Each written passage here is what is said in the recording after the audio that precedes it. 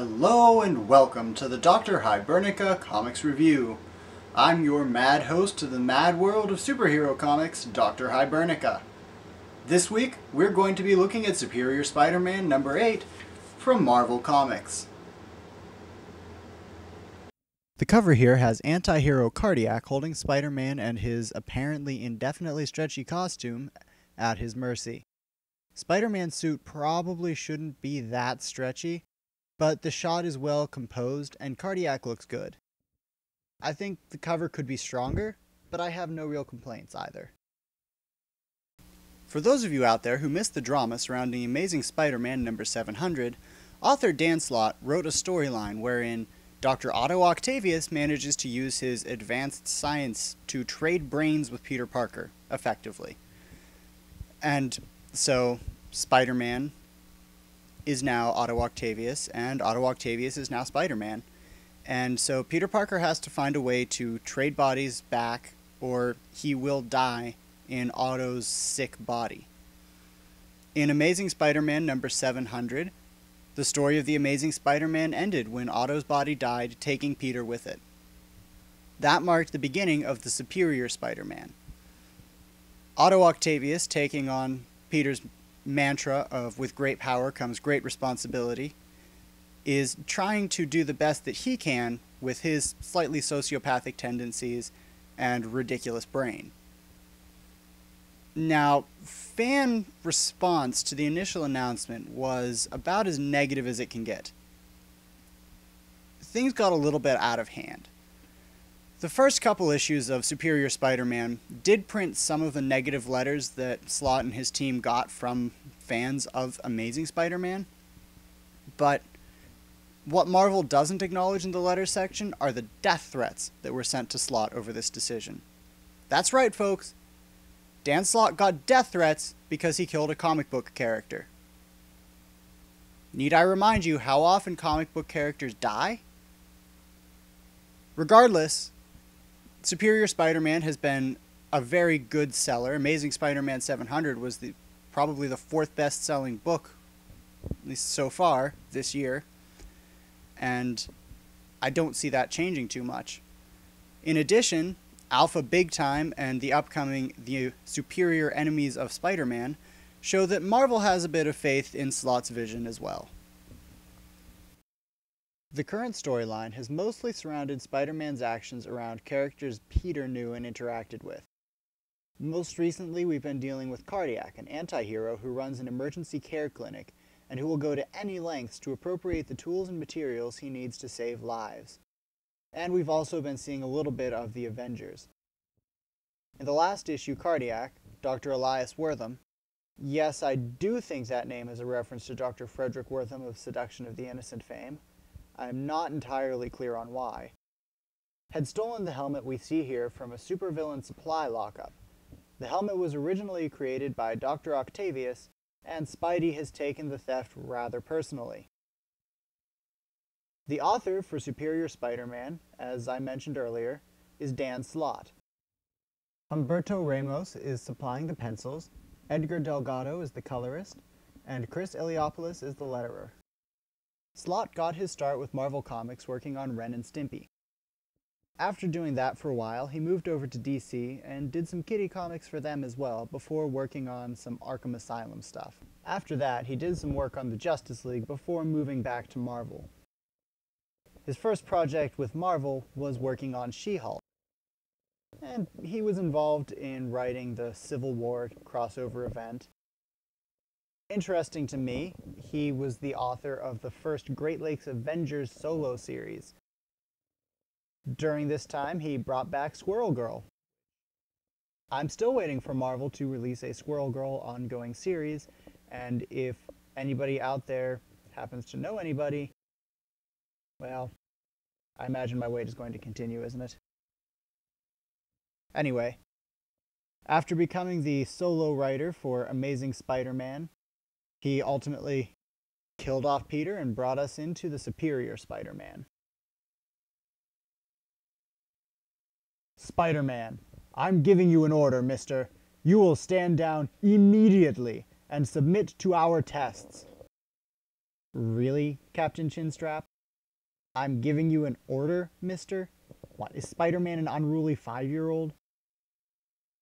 Spider-Man does an excellent job of dodging the Avengers' attacks thanks to his spider sense, much to Black Widow's annoyance. Finally, Peter accidentally distracts Spider-Man from inside his head, allowing Black Widow and Spider-Woman to get in a couple of hits, slowing Spider-Man down enough for Captain Chinstrap to knock him out with his shield.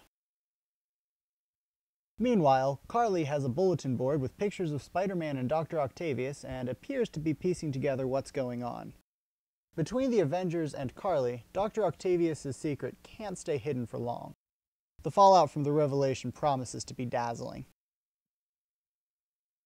All our tests conclusively prove, with no margin for error, that you, Spider-Man, are clearly not a Skrull. Nor are you being controlled by Space Phantom, the Puppet Master, Purple Man, or the Controller. I would like to point out that in the text here, there's a period after Space Phantom. That should almost certainly be a comma, because the Puppet Master, Purple Man, or the Controller is definitely not a proper sentence, and Captain Chinstrap probably didn't break there as though it was a sentence. Even though the Avengers have cleared Spider-Man for now, Peter does manage to leave a message for Black Widow in the form of a poorly drawn note.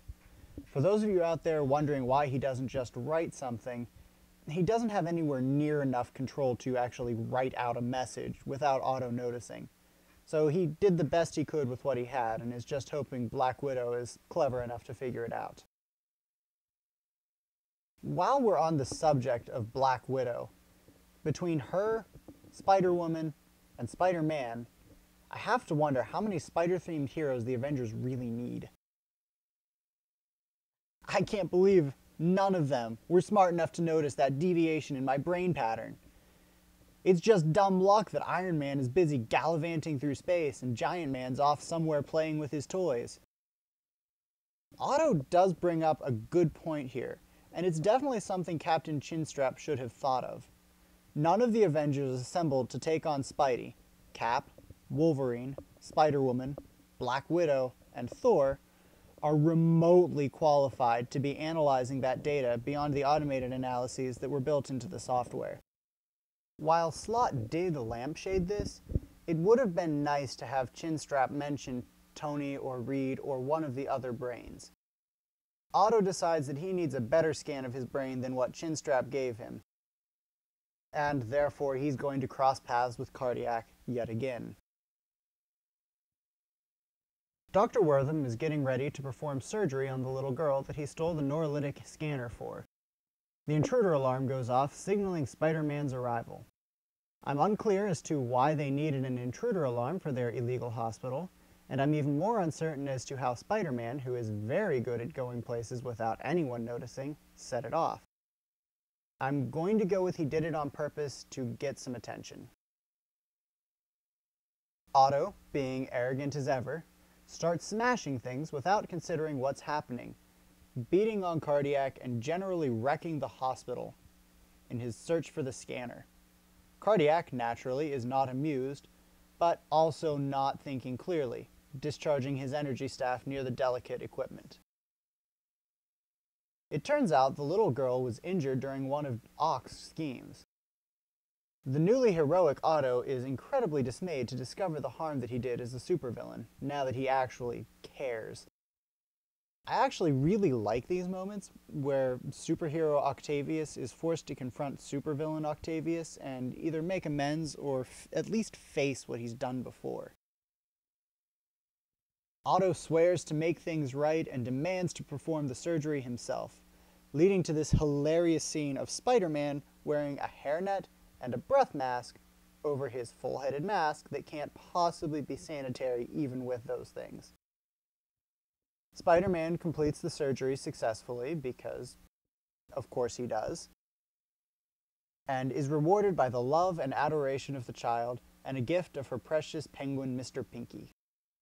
Touched by his effect on the little girl, Otto realizes that being a hero is the greatness he has been destined for his whole life.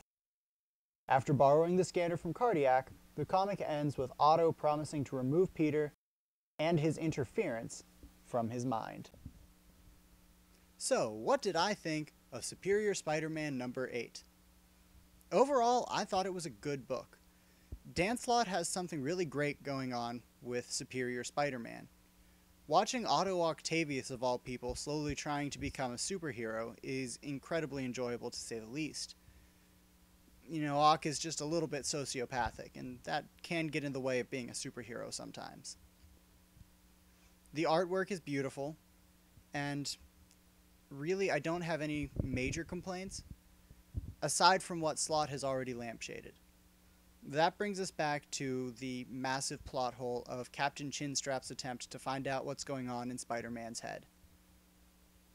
Of all the heroes in the Marvel Universe that Chinstrap has connections with, the people that he thought was the best ones to bring in to read Spider-Man's brain were himself, Wolverine, Spider-Woman, Black Widow, and Thor. Now, I understand Tony is off with the Guardians of the Galaxy, and Giant Man is off doing whatever Giant Man does. But what about Doctor Strange? He's more than just Sorcerer Supreme, he's a neurosurgeon. What about Hank McCoy?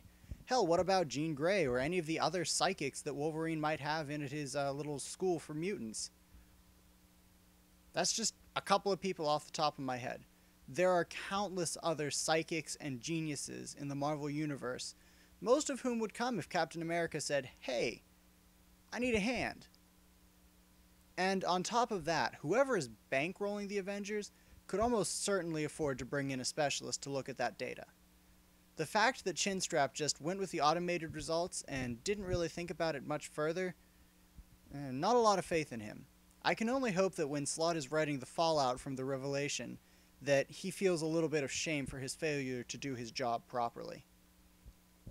But yeah, otherwise this is a good book. If you haven't read Superior Spider-Man yet, go out and fix it. If you have read Superior Spider-Man, then you already know that it's good. This is Dr. Hibernica, signing off.